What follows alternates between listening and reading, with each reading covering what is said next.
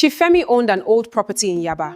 Great location, good access, valuable land. But the building itself, it had seen better days. Developers kept approaching him, and every time he saw the offers, he couldn't understand it. He said to me, "Gertie, this is Yaba. How can they be offering me this?" And I understood his frustration. He inherited the property from his father. The family had held it for about 30 years. So to him, this wasn't just some old building sitting on a piece of land. But when I looked at it professionally, I wasn't just looking at the building.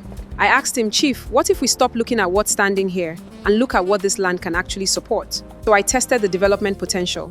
What could reasonably be built there? What could the completed development be worth? What would it cost to deliver? And what return would make the project worthwhile?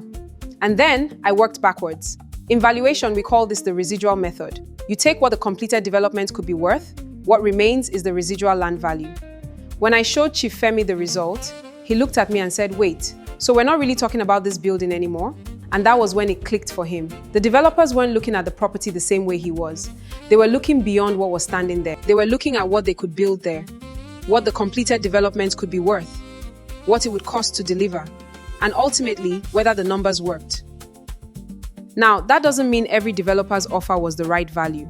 But once Chief Femi understood the thinking behind those numbers, some of the offers he thought were ridiculous, they suddenly didn't look quite so ridiculous anymore.